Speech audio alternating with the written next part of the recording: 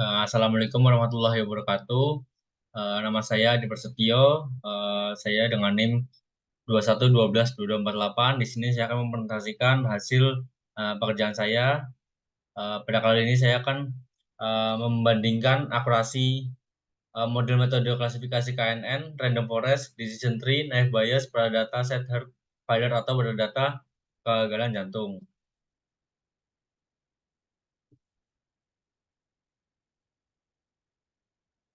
Saya di sini menggunakan 7 tinjauan pusaka. Yang pertama ada perbandingan kinerja algoritma optimasi pada metode random forest untuk deteksi kegagalan jantung.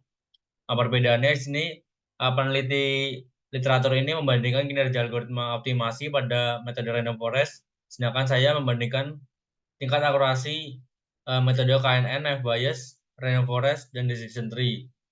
Yang kedua, komparasi metode support vector machine atau SVM, KNN, dan random forest untuk prediksi penyakit gagal jantung. Perbedaannya itu literatur ini menggunakan metode digunakan di mana membandingkan tingkat akurasi metode KNN, RF, dan SVM, sedangkan saya menggunakan KNN, naive Bayes, RF, dan juga decision tree. Selanjutnya ada klasifikasi penyakit gagal jantung menggunakan supervised learning. Saya pada kali ini perbedaannya literatur kali ini membandingkan klasifikasi menggunakan 3 metode, yaitu ada C45, NBC, dan SEM.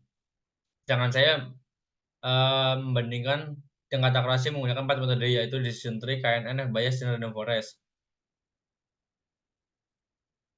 Selanjutnya ada optimasi algoritma KNN menggunakan metode elbow dan pada prediksi stroke. Di sini peneliti literatur ini mengoptimasi algoritma KNN menggunakan metode elbow pada prediksi stroke, sedangkan saya membandingkan tingkat akurasi menggunakan 4 metode, yaitu decision tree, KNN, Bayes, dan random forest pada dataset heart failure. Selanjutnya ada penerapan machine learning dalam penentuan klasifikasi gizi anak dengan decision tree.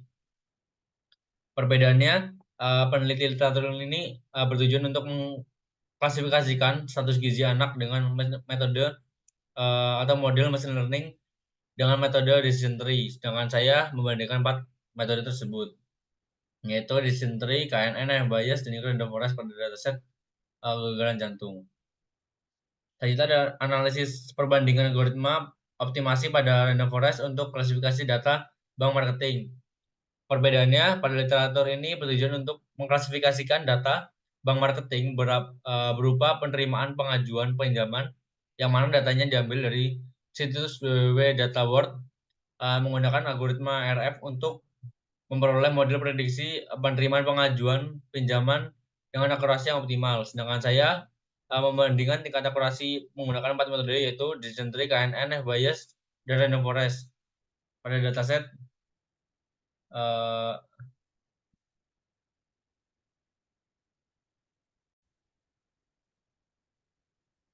selanjutnya untuk tinjauan pustaka yang terakhir, yaitu saya menggunakan judul klasifikasi penyakit jantung menggunakan metode synthetic minority oversampling, teknik, dan random forest classifier. Pada studi literatur ini bertujuan untuk meningkatkan akurasi dalam klasifikasi penyakit jantung dengan menggabungkan synthetic minority oversampling, teknik atau SMOOTH, dan algoritma random forest classifier dengan menggunakan data pasien yang mengalami diagnosis penyakit jantung dan tidak mengalami penyakit jantung. Sedangkan saya membandingkan tingkat akurasi menggunakan 4 metode, yaitu decision tree, KNN, F bias, dan juga random forest pada algoritma heart failure.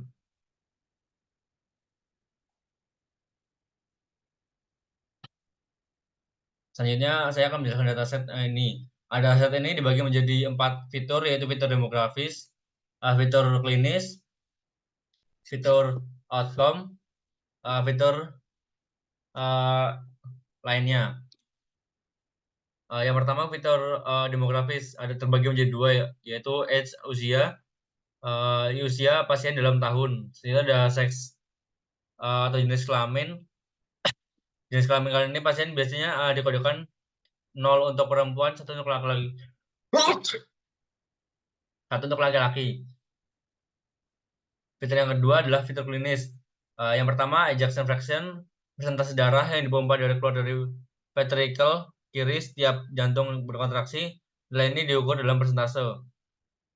Selanjutnya ada serum kreatin, tingkat kreatinin dalam darah yang diukur dalam mg, dpl, mg per dl yang mengidentifikasikan fungsi ginjal.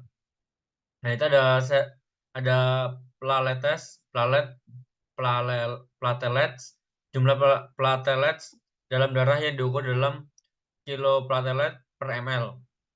Selanjutnya ada CPK atau creatine phosphokinase, tingkat enzim CPK dalam darah yang diukur dalam mcg per L yang dapat menunjukkan kerusakan jantung. Selanjutnya ada blood pressure, tekanan darah pasien baik sistotik maupun diastotik. Selanjutnya ada heart rate, denyut jantung pasien yang diukur dalam denyut per menit.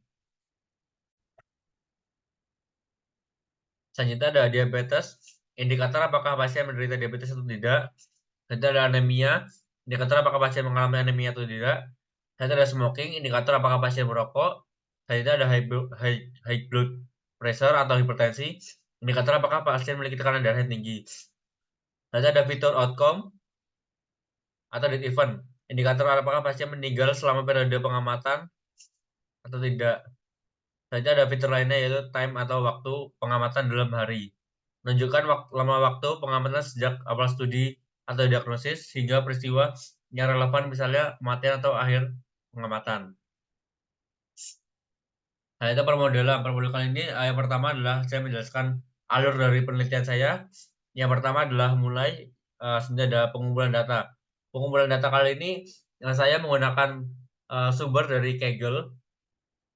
Lalu saya import ke drive saya, lalu saya import lagi dari drive saya import uh, ke Colab-nya, ke Python-nya.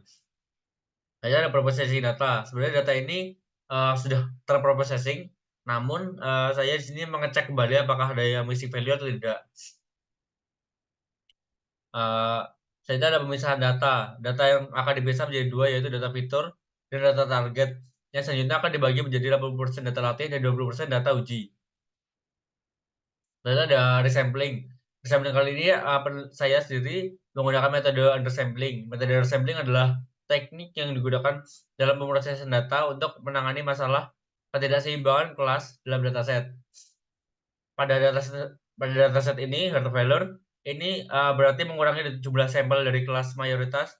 Contohnya pasien yang tidak meninggal, sehingga seimbang dengan jumlah sampel dari kelas minoritas, misalnya pasien yang meninggal. Setelah dari sampling, saya membagi data uji dan data latih. Membagi dataset menjadi data latih training dan data uji testing adalah langkah penting dalam proses pembangunan model machine learning. Data latih digunakan untuk melatih model, sementara data uji digunakan untuk mengevaluasi performa model. Selanjutnya ada inisialisasi model. Kita akan bahas satu persatu dari mulai KNN, naive Bayes, decision tree, dan random forest. Yang pertama kita mulai dari KNN. KNN adalah algoritma machine learning yang sederhana dan non-parametric yang digunakan untuk klasifikasi dan regresi inisialisasi model. KNN sendiri melibatkan yang pertama import library. Pastikan kita telah mengimport K-neighbors classifier dari scalar.neighbors. Selanjutnya yang kedua adalah inisialisasi model. Buat instan dari K-neighbors classifier, parameter n underscore neighbors, menentukan jumlah tetangga yang akan digunakan dalam klasifikasi. Selanjutnya ada naive Bayes. Naive Bayes adalah keluarga algoritma klasifikasi probabilistik yang berdasarkan pada teorema Bayes. Salah satu implementasi yang umum adalah Gaussian naive Bayes. Inisialisasi model naive Bayes sendiri melibatkan yang pertama, pastikan kita telah mengimpor Gaussian NB dari scalar naive Bayes. Selanjutnya untuk inisialisasi buat instan dari Gaussian NB. Yang terakhir, yang ketiga ada decision tree. Decision tree adalah algoritma untuk membuat decision tree yang populer di scikit-learn. Kita dapat menggunakan implementasi decision tree classifier inisialisasi model decision tree dapat melibatkan yang pertama import library. Pastikan kita telah mengimpor decision tree classifier dari sklearn .tree. Selanjutnya kita akan menginisialisasi model buat instance dari decision tree classifier. Yang terakhir adalah random forest. Random forest sendiri adalah ensemble learning yang terdiri dari banyak decision tree di scikit-learn. Kita dapat menggunakan implementasi random forest classifier. Inisialisasinya untuk random forest sendiri melibatkan dua juga. Yang pertama import library. Pastikan kita telah mengimport library random forest classifier dari sklearn ensemble. Selanjutnya untuk inisialisasi kita buat instance dari random forest classifier, terus parameter and estimator, lalu menentukan jumlah decision tree dalam ensemble. Setelah kita telah menginisialisasi model, kita dapat memprediksi data pada data uji menggunakan model yang telah dilatih. Selanjutnya perhitungan nilai akurasi. Perhitungan nilai akurasi untuk model KNN, naive Bayes, decision tree, dan random forest dilakukan dengan membandingkan prediksi yang dihasilkan oleh model dengan label sesungguhnya dari data uji. Yang terakhir adalah kita membandingkan model KNN, naive Bayes, decision tree, dan random forest. Kita dapat mengevaluasi kinerja relatif dari masing-masing model dalam melakukan klasifikasi data. Lanjut ke permodelan sendiri, kita menampilkan grafik batang dari metode undersampling. Di sini kelas sebelumnya 0 dilambangkan untuk yang 0 dilambangkan untuk yang tidak meninggal dan 1 untuk yang meninggal. Pada sebelum undersampling data ini tidak seimbang. Yang tidak meninggal itu sekitar 203 dan kelas yang meninggal itu sekitar 96. Sehingga kita mengundersampling ke bawah ke 96 tersebut. Jadi datanya meninggal dan yang tidak meninggal itu seimbang, yaitu 96. Dibuktikan di counter bagian atas itu di pojok kiri. Begitu. Lalu yang terakhir kita membandingkan nilai akurasi dari 4 model ini. Yang pertama decision tree. Dari decision tree sendiri kita dapat hasil akurasi yaitu sekitar 86,67%. Selanjutnya untuk model kedua yaitu KNN, kita mendapatkan hasil sekitar 58,33%. Lalu ada naive Bayes. Dari data ini dapat dilihat kita menghasilkan 66,67% tingkat akurasinya. Yang terakhir yaitu random forest atau yang tertinggi, yaitu mendapatkan 90,0%. Begitu. Yang terakhir adalah kesimpulan. Pada penelitian ini dilakukan deteksi kegagalan jantung menggunakan 4 model, yaitu random forest, KNN, naive Bayes, dan decision tree.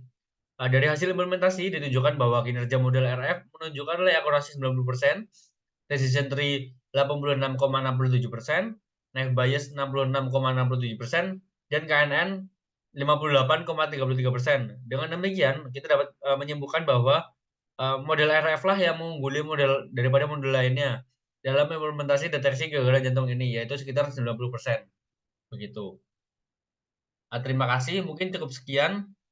Kurang lebihnya mohon maaf. Wabillahi taufiq wal hidayah. Wassalamualaikum warahmatullahi wabarakatuh.